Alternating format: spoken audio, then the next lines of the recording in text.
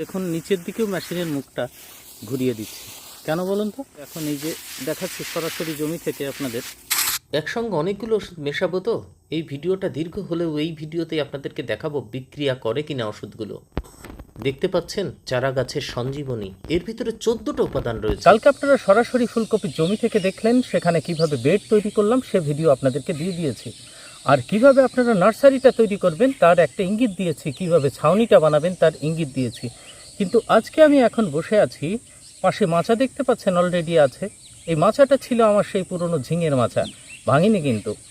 তো না ভাঙার কারণ হচ্ছে নিচে দিয়ে দেখুন মালচিং এখনও অবস্থায় এইভাবে আছে, ঘাস মারা ওষুধ দেওয়া হয়ে গেছে, আর ভিতরে কিন্তু এই দেখুন চারা রেডি হয়ে গেছে। কেমন? তো এই যে চারাগুলো সেটা হচ্ছে করলার চারা, উচ্ছের চারা। আপনারা জানেন এই ভিডিও দিয়েছি, বীজ নির্বাচনের ভিডিও দিয়েছি। আর আমার গাছগুলো এখন এই অবস্থায় আছে। আমার কাছ থেকে যারা বীজ নিয়েছিলেন, সেরা সেরা যে জাতের বীজগুলো, আশা করি আপনাদেরও ঠিক চারাগুলো এই অবস্থায় আছে। অথবা এর থেকে কারোর ছোট, অথবা এর থেকে কারোর বড়। অনেকে আমাকে ছবি পাঠাচ্ছেন, তো আপনাদের শুভকামনা রইল, আপনাদের ফসল ভালো হোক। তো যাই হোক, এই যে আমাদের যে গাছগুলো এই অবস্থায় আছে, এরা তো চারা গাছ। তাহলে ঠিক এই সময় আমি প্রথম যে স্প্রেটা করতে এসেছি, অর্থাৎ উচ্ছের যে প্রথম পরিচর্যাটা করতে এসেছি, সেটাই আজকে এই ভিডিওতে আপনাদের সঙ্গে তুলে ধরব। আপনারা দেখছেন চাষিভাই গ্রিনের ফার্মার্স ক্রিয়েশন চ্যানেল, আপনাদের সঙ্গে রয়েছে আমি সুশোভন। যে সমস্ত চাষিভাই প্রথম আপনারা দেখছেন ভিডিওটা, কালকে বলেছিলাম যে ফুলকপির সিরিজ চলবে, এই দিকে দেখুন উচ্ছে করলার সিরিজ চলবে, বলেছিলাম সরাসরি মাঠ থেকে আপনাদের সঙ্গে তুলে ধরবো। তো যেহেতু প্রথম পরিচর্যা করছি, এ কথা আপনাদের সঙ্গে অবশ্যই শেয়ার করব। এই জন্য ওষুধগুলো নিয়ে হাজির। এখন পিছনে দেখতে পাচ্ছেন ওষুধ দেব, একটু দেরি হোক তবু ভিডিওটা করে দিই, মানে সন্ধ্যা লাগার আগে আগে ভিডিওটা আপনাদের সঙ্গে তুলে ধরি, তারপরে আমি ওষুধ দিচ্ছি। আর এখানে এই যে জলও নিয়ে এসেছি, এই জল নিয়ে আসার কারণ হচ্ছে এখন ওষুধগুলো গুলবো যখন, আপনাদের একটা পরীক্ষার টেস্টে দেখিয়ে দেবো। অনেকগুলো যখন ওষুধ আমরা একবারে মেশাবো তখন তো আমার বিক্রিয়া করার চান্স থাকে। তো আপনারা নিজের চোখে দেখে নিতে পারেন যে বিক্রিয়া করছে কিনা, তাহলে আপনারা মনে কোনো প্রকারের সংশয় ছাড়া সরাসরি জমিতে আপনি কিন্তু স্প্রে করতে পারবেন। তো কথা হচ্ছে এই যে চারা গাছগুলো আছে আমাদের, উচ্ছে, করলা, শশা, আমরা যারা এই সময়ে লাউ লাগিয়েছি, এই জাতীয় লতা জাতীয় যে ফসলগুলো আছে, অথবা যারা লঙ্কা লাগিয়েছি চারা গাছগুলো ছোট ছোট আছে, শশা করেছি যারা, ঠিক এই চারা গাছগুলো কি চাই? চারা গাছগুলোর বয়স যখন এরকম 15 দিন, 10 দিন, 12 দিন হয়, তখন কি দিতে হয় আমাদের? প্রত্যেকটা চারা গাছের আপনি রোপণ করুন অথবা বীজ বপন করুন, যে উপাদানগুলো আমাদের ঠিক মাথায় রেখে গাছকে দিতে হবে, সেই উপাদানগুলো একে একে আপনাদের বলবো। আর এক একটা ওষুধের ভিতরে কতগুলো করে উপাদান আছে সেটাও আপনাদেরকে জানাবো। দেখুন এখানে আমি মোট নিয়ে এসেছি 1 প্রকার, 2 প্রকার, 3 প্রকার, 4 প্রকার, এটা আঠা, এটা ছেড়ে দিন। তো এই যে 4 প্রকার, 4 প্রকারের ভিতরে কতগুলো আছে ভেঙে ভেঙে আপনাদেরকে বুঝিয়ে দিচ্ছি। আর এইগুলোই কিন্তু গাছের এখন ভীষণ জরুরি। তো প্রথম উপাদান আমি বলবো ফাঙ্গিসাইডের কথা, ছত্রাকনাশক অবশ্যই দিতে হবে। দেখুন মাঝে মাঝে বিভিন্ন এলাকায় বৃষ্টি হচ্ছে, আমাদের এই দিকে মানে যখন চারাটা লাগিয়েছিলাম হালকা বৃষ্টি হয়েছিল, বীজটা বসিয়েছিলাম, হালকা বৃষ্টি হয়েছিল, তারপরে কিন্তু চারাগুলো বেরিয়ে গেছে। আর 4-5 দিন কোনো বৃষ্টি নেই, গাছগুলো এখন জো পাচ্ছে, সুন্দর এইভাবে বাড়ছে। আরও একটা এখানে কথা বলে দিই, পরে মনে থাকবে না, এইগুলো লাগানোর সময় আমি কিন্তু কোনো প্রকারের সার দিইনি, কোনো প্রকারের সার দিইনি। তো সার ছাড়াই গাছগুলো কেমন আছে আপনাদেরকে দেখাবো, লাইন ধরে, এদিকে দেখুন লাইনে আছে, এদিকে লাইনে আছে, সার ছাড়া কেমন আছে সেটা আপনাদেরকে দেখাবো। উচ্ছে জাতীয় ফসলে আমরা যদি অতিরিক্ত সার দিয়ে ফেলি, প্রথমে একবারে যদি সার দিয়ে ফেলেন, তাহলে সেখানে ডগা মোটা হয়ে ডগাটা কিন্তু জড়িয়ে ধরবে, মানে জড়িয়ে যাবে, কোকড়াটা নিচ থেকেই আপনারা দেখতে পাবেন, আর পাতা মেঘের মতো কালো হবে, গাছের বৃদ্ধি কিন্তু বন্ধ হবে। তো এমন একটা মাপে আমাদের রাখতে হবে, গাছের পাতা হালকা সবুজও থাকবে, ডগাটা মোটাও হবে না, কিন্তু উপরের দিকে বাড়তে থাকবে। একটু সার কম থাকলে এই সময় ক্ষতি নেই, কিন্তু বেশি হলে ক্ষতি আছে। ছত্রাকনাশক এই সময় আপনারা একদম সাদা মাঠার ছত্রাকনাশক দেবেন, মানে বেশি জটিলে যাওয়ার দরকার নেই। সব থেকে ভালো হয় সাব পাউডার। এই সময় সব থেকে সেরা হবে আপনার কার্বনডিজম আর ম্যাঙ্কোজেবের মিশ্রণ। ম্যাঙ্কোজেব 64%, 64%, আর 12% যে কার্বনডিজমের মিশ্রণ, যেটা আমরা সাব পাউডার নামে বাজারে সব থেকে বেশি পাওয়া যায়, বিভিন্ন কোম্পানির পাওয়া যায়। আমি এখানে ইফকো কোম্পানিটা ব্যবহার করছি। বাংলাদেশেও চাষিরা আপনারা বিভিন্ন কোম্পানির পেয়ে যাবেন। 64-12 ম্যাঙ্কোজেব, কার্বনডিজম 64-12, এটা মাথায় রাখবেন। তাহলে আমার এখানে যেহেতু বেড করা আছে, মালচিং করা আছে, এখানে গোড়া পচার কোনো চান্স নেই, সেই জন্য এটা দিলেই কিন্তু যথেষ্ট। কিন্তু যে সমস্ত আপনারা ফ্ল্যাট হয়ে লাগিয়েছেন, এরকম উঁচু না, বৃষ্টি চলছে, গোড়া পচার চান্স থাকতে পারে, তো ঠিক সেই সমস্ত জায়গায় আপনারা দেবেন রিডোমিল গোল্ড। সেখানেও ম্যাঙ্কোজিপ 64%, আর ওইদিকে আপনারা 4% মেটাল এক্সিল পেয়ে যাবেন। পচার জন্য মেটাল এক্সিলটা বেটার হয়। তো এই ছিল ছত্রাকনাশক। রিডোমিল গোল্ডও 50 গ্রাম দেবেন, এটা আপনারা 35 গ্রাম দেবেন। কার্বনডাজিম একটু করা হয়, এটা 35 গ্রাম দেবেন। তো এই যে আমি দিচ্ছি, এটা 35 গ্রাম দেব। আর তাহলে ধসা পচার ওষুধের কথাটা আপনাদের জানালাম। এইবার আসবো গাছের একটা খাবারের কথায়। আমি যেহেতু সার দিইনি, তাহলে এমন একটা আমরা মিশ্রণ দেব গাছের খাবার। তো সেটা হচ্ছে এই ম্যানকাইন্ডের, দেখুন এর ভিতরে কি কারণে দিচ্ছি। এই যে ম্যানকাইন্ডের এর ভিতরে আছে ম্যাক্রোমিক্স। কেমন ম্যাক্রোমিক্স? দেখুন এর ভিতরে যে উপাদানগুলো রয়েছে, আগে বোতলটা একটু দেখাই। ম্যাক্রোমিক্স, এই ম্যাক্রোমিক্সের ভিতরে এনপিকে আছে। এনপিকে 11-11-8, 11:11:8 আছে। 11-11-8 আমরা যেরকম সার দিই 15-15-15, 14-35-14, এটা হচ্ছে লিকুইড 45 ফর্মে আছে। এটা একটা 45 সাসপেনশন। 11-11-8, 11% নাইট্রোজেন, 11% ফসফরাস, 8% আছে এর ভিতরে আপনার পটাশ। আর এর ভিতরে আরও দুটো উপাদান রয়েছে, সেটা হচ্ছে জিঙ্ক আর একটা হচ্ছে বোরন। তাহলে দেখুন 5টা উপাদান আপনি খাবার এই মুহূর্তে গাছে পেয়ে গেল। কি? Nitrogen, phosphorus, potash, zinc, boron, এই 5টা। তো এই 5টা লিকুইড আকারে 45 সাসপেনশন আকারে আমরা এই গাছে দেবো। 30 ml দেবো। এই ম্যানকাইন্ডের এটা হয় 30 ml আপনারা দেবেন 15 লিটার জলে। তো 30 ml এটা আপনারা দিচ্ছেন। কেমন? যদি এই খাবারটা না পাওয়া যায় তাহলে আপনারা 19-19-19 যেটা পাওয়া যায়, মানে দাম খুব একটা বেশি না, 50 গ্রাম প্রতি লিটারে দিতে হয়, প্রতি 4 জারে দিতে হয় 50 থেকে 60 গ্রাম, যার দাম পড়ে মোটামুটি 10-12 টাকা পড়ে। আর বাংলাদেশের যে চাষি ভাই আছেন তারা NPKS ব্যবহার করতে পারেন। এটা কিন্তু গাছের খাবার দানাদার আকারে থাকে, জলে এগুলো স্প্রে করতে হয়। প্রাথমিক অবস্থায় দিলে গাছের কিন্তু তাৎক্ষণিক খাবারের চাহিদাটা পূরণ হয়, গাছের বৃদ্ধি ভালো হয়। এরপরের যে উপাদানটা আছে সেটা কিন্তু ভীষণ উপকারী, সবাই দেবেন, ভীষণ কাজ আছে। কাজ একেবারে দিলে আপনি নিজে বুঝতে পারবেন। দেখুন আধুনিক কৃষিতে এর ব্যবহার কিন্তু অনেক বেড়ে গেছে। সব চাষি ভাই এর নাম কিন্তু জেনে গেছেন। সেটা হচ্ছে হিউমিক, ফলভিক আর পটাশিয়াম। হিউমিক, ফলভিক আর পটাশিয়াম অক্সাইডের যে মিশ্রণ আছে, বিভিন্ন বাজারে বিভিন্ন কোম্পানি আকারে কিন্তু পাওয়া যায়। 1 কিলোর প্যাকেট পাওয়া যায় বেশিরভাগ। কিন্তু এমন একটা উপাদান আজকে আপনাদেরকে দেখাবো, যেটা ধান থেকে শুরু করে সমস্ত ফসলে একদম কম পরিমাণে লাগে। মানে কারণ আমি দেখেছি বিশুদ্ধতার দিক থেকে এ কিন্তু সেরা। এর ভিতরে হিউমিক আছে, ফলভিক আছে আর পটাশিয়াম অক্সাইড আছে। এর ভিতরে 65% হিউমিক আছে, 10 থেকে 15% আছে ফলভিক, আর 8 থেকে 10% আছে পটাশিয়াম অক্সাইড। তো এই যে তিনটে একটা সুন্দর মিশ্রণ আছে 100 গ্রাম। এটা কতটুকু? 100 গ্রাম। তো 100 গ্রাম এটা যদি আপনারা ধানে দেন তাহলে একটা মাত্র কোটো লাগে, 100 গ্রাম লাগে। এক্ষেত্রে দাম আপনার 190 টাকার ভিতরে টোটাল জমিটা হয়ে যাচ্ছে 1 বিঘা। কিন্তু আপনার 1 বিঘা যদি 1 কিলো দিতে হয় আবার মাটিতে, সেক্ষেত্রে আপনার 400 টাকা, কেউ কেউ 600 টাকায় বিক্রি করে, 500 টাকায় বিক্রি করে। তাহলে এটা কত সেফ কাজ, কিন্তু মানে ওই 1 কেজি সমানে কাজ করে দেয়। আবার যখন আমরা স্প্রে করব, আমি কালো হিরে বলি এটাকে, কেন জানেন তো? একদম এত সুন্দর দানা।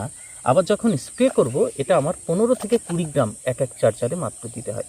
দেখুন আপনাদের দেখাবো, এত মিহি দানা গুঁড়োটা। আর একটা দানা যদি জলে ফেলেন তাহলেই বুঝতে পারবেন কি আকারে এটা গলে।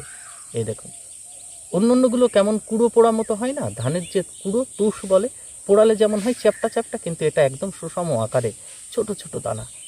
একটা দানা গুলে জলে দিলেই আপনি বুঝতে পারবেন কি সুন্দর গোলে, এর কভারেজ কতটা। তো যাই হোক, এই যে মুটকি আছে, এইরকম 1 4 জারে আপনারা 1 মুটকি দিলেই কিন্তু যথেষ্ট। 1 মুটকি 1 4 জারে। যাই হোক, এটা আমি একটু গুলতে দিয়ে দিলাম, কারণ এটা গুলতে টাইম নেয়। 5 থেকে 10 মিনিট এটা কিন্তু রাখলে সব থেকে ভালো হয়। কাঠিতে আস্তে আস্তে গুলবেন, তারপরে দ্রবণের শেষে এটা মেশাবেন। তো এইবার একটা কথা আছে, এই যে দ্রবণটার ভিতরে আমার হিউমিক আছে, ফলভিক আছে আর পটাশিয়াম অক্সাইড আছে, এটা গাছের এখন কী কাজে লাগবে? দেখুন, এটা যদি গাছে এখন দেওয়া যায়, তাহলে ওই যে হিউমিক আছে না, হিউমিকটা কিন্তু গাছের শিকড়কে দ্রুততার সাথে বাড়াবে, গাছের গোড়াটা আলগা করে দেবে, রন্ধ্রযুক্ত করে দেবে, একদম ভুরভুরে মাটি করে দেবে। হিউমিকের কাজ এটাই। আর যে ফলভিক আছে, চারিদিকে ছড়িয়ে ছিটিয়ে থাকা যে খাবার সেটা টেনে এনে গাছকে দেবে। এটা হচ্ছে ফলভিকের কাজ। পটাশিয়ামটা কী করবে? গাছকে খাবারের সঙ্গে যেমন উপরের দিকে বাড়বে, সেরকম শক্তপোক্ত একটা গাছের গোড়া দেবে, কাণ্ড দেবে। তার মানে গাছকে শক্ত করবে, গাছের খাবার টেনে এনে দেবে, আর গোড়ায় শিকড় চলাচলের উপযোগী করে দেবে। একবারে গাছের এই ছোটোবেলার বৃদ্ধিতে সব থেকে উপকারী একটা দ্রবণ এই তিনটে। ঠিক আছে, আপনারা দেবেন, ভীষণ ভালো কাজ। কিন্তু এই দেখুন যত গুলছি 1 চামচ একদম গাঢ়, আর এই দানাটা মানে অতিরিক্ত দ্রবণ হয়ে গেছে, এইটুকু জলে গুলছে না। এখানে বেশি জল দিলে এটা কিন্তু গুলবে। অতিরিক্ত দ্রবণ যেটা বলে সেটা, এই জল আর নিচ্ছে না। গাছের সঞ্জীবনীয়তা বলতে পারেন। বাংলাদেশে আপনারা এসিআই ক্রপের হিউমিস্টার ব্যবহার করতে পারেন, একই কাজ পাবেন। এবার আসে কীটনাশকের কথায়। দেখুন গাছে খাবার দিলেন, সমস্ত কিছু দিলেন, আর একটা কীটনাশক দেবেন না? কীটনাশক অবশ্যই দিতে হবে। আমাদের গাছের এই যে হাইট, এই হাইট থেকে মাচা পর্যন্ত ওঠা, তারপরে একটু বিস্তার করা, মানে ডালপালা ছাড়া পর্যন্ত ভীষণ সাবধানে থাকতে হয়, বিশেষ করে 20 থেকে 25 দিন। কারণ কি জানেন তো, এই সময় মাচায় ওঠার আগ পর্যন্ত যদি জড়িয়ে যায় তাহলে কিন্তু আর হবে না।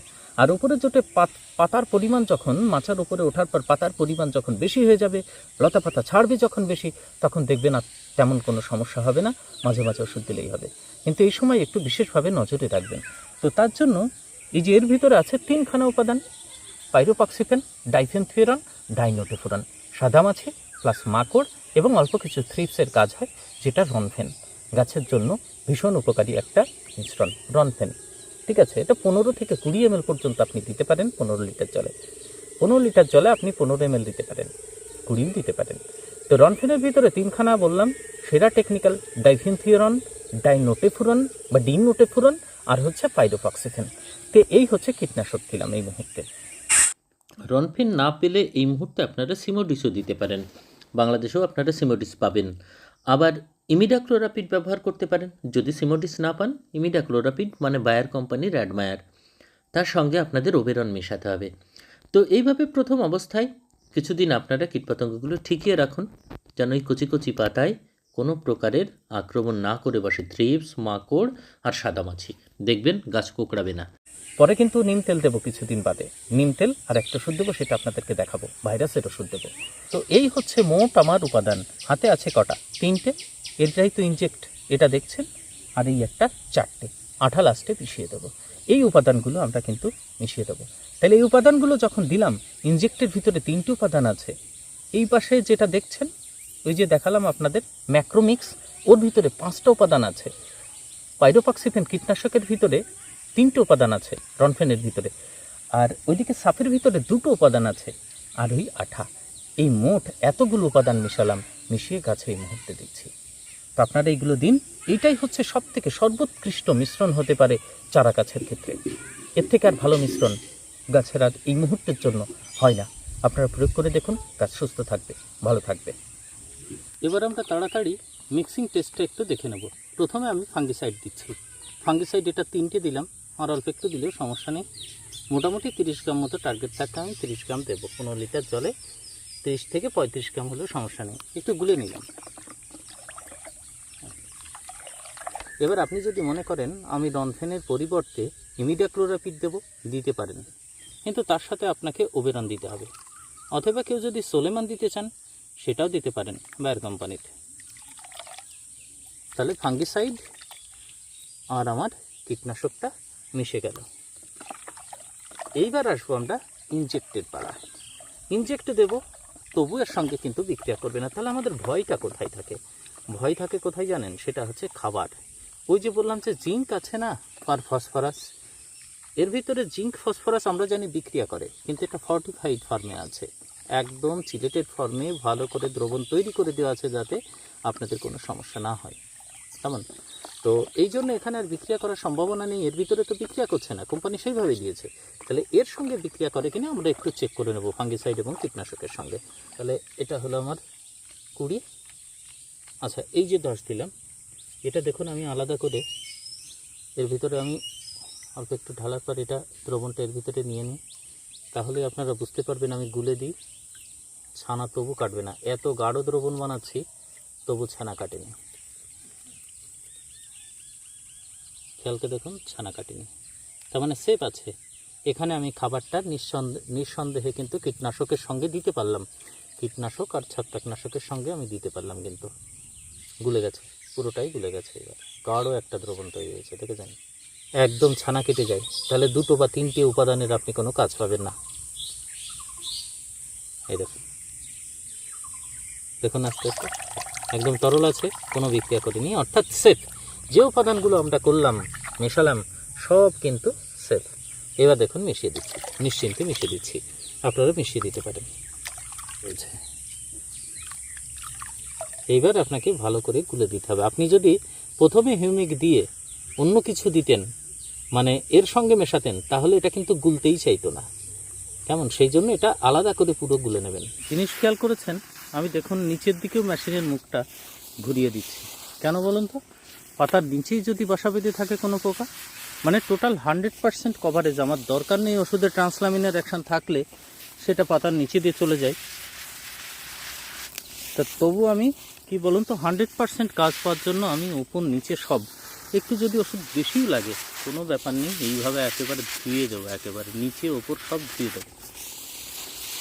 হ্যাঁ, তো এটাকে আমাকে 100% সুরক্ষার কথা যদি বলেন, তাহলে সেটাই আমি গাছে এখন দেব। এইভাবে আপনারা ধরে ধরে প্রত্যেকটা গাছে যত্ন সহকারে ওষুধগুলো দিয়ে যান। হ্যাঁ,